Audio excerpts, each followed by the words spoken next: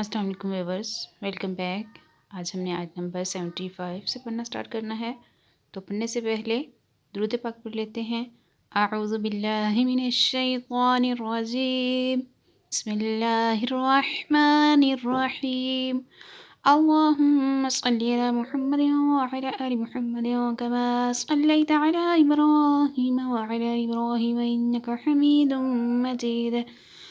अल्लाहुम्मा बारिक अला मुहम्मदिन व अला आलि मुहम्मदिन कमा बारकता अला इब्राहीम व अला आलि इब्राहीम इन्नका हमीदुम मजीद। तो पढ़ना स्टार्ट करते हैं।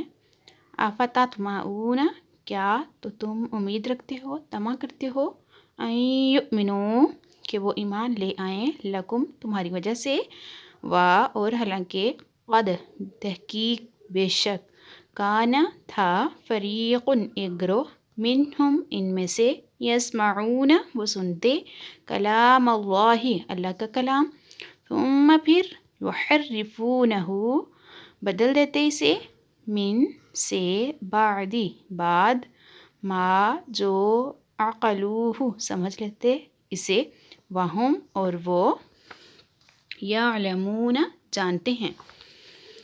तो तिलावत कर लेते हैं। अफ़ततमऊना अन युमिनू लकुम लकुम वक़द कान फ़रीक़ुम मिनहुम यस्मऊना कलाम अल्लाहि थुम्मा युहर्रिफूनहु मिन बाद मा अक़लूहु वहुम यअलमून।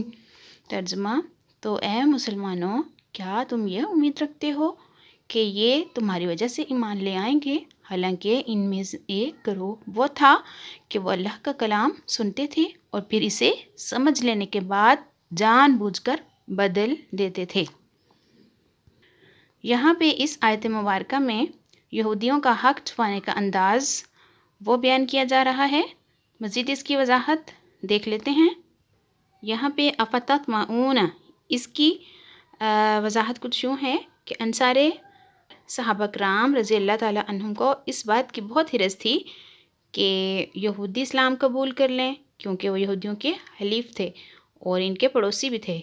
इस पर अल्लाह ताला ने इरशाद फरमाया कि ए मुसलमानों, क्या तुम ये उम्मीद रखते हो कि ये यहूदी तुम्हारा यकीन करेंगे या तुम्हारी तबलीग की वजह से ईमान ले आएंगे, हालांकि इनमें एक ग्रोह वो था जो सिर्फ़ उल्मा पर मुश्तमिल था। वो अल्लाह ताला का कलाम यानी तौरात सुनते थे और फिर इसे समझ लेने के बाद जानबूझकर बदल देते थे। इस तरह इन यहूदियों ने भी तौरात में तहरीफ़ की और रसूल करीम सल्लल्लाहु अलैहि वसल्लम की नात बदल डाली। तो ऐसे लोग कहाँ ईमान लाएंगे, लिहाजा तुम इनकी ईमान की उम्मीद ना रखो। तो इसमें इस आयत से यही मालूम हुआ कि आलिम का बिगड़ना अवाम के बिगड़ने से ज़्यादा तबाहकुन है, क्योंकि अवाम उल्मा को अपने हादी और रहनुमा समझते हैं। वो उल्मा के अक़वाल पर अमल करते हैं और उनके अफ़ाल को दलील बनाते हैं, और जब उल्मा ही अपने अक़ायद व अमाल में बिगाड़ पैदा हो जाए तो अवाम राह हिदायत पर किस तरह चल सकती है, और कई जगह पर शायद ये आलिम कहलाने वालों की बद अमली का नतीजा है। पढ़ना स्टार्ट करते हैं। वाह और इज़ा जब लक़ू मिलते हैं, अल्लज़ीना इन लोगों से जो आमनू ईमान लाए, क़ालू तो कहते हैं, आमन्ना हम ईमान ले आए, व इज़ा और जब ख़ला अकेले होते हैं, खलवत में होते हैं, बादुहुम इनके बाज़, इला बादिन बाज़ की तरफ, क़ालू तो कहते हैं, अतुहद्दिसूनहुम क्या तुम बयान करते हो इन्हें, ख़बर देते हो इन्हें, बिमा इसके साथ जो फ़तह खोला, अल्लाहु अल्लाह ने, अलैकुम तुम्हारे ऊपर, युहाज्जुकुम ताकि वह हुज्जत कायम करें तुम पर, बिही इसके ज़रिए, इंदा रब्बिकुम तुम्हारे रब के पास, अफला ताक़िलून क्या तुम्हें अकल नहीं।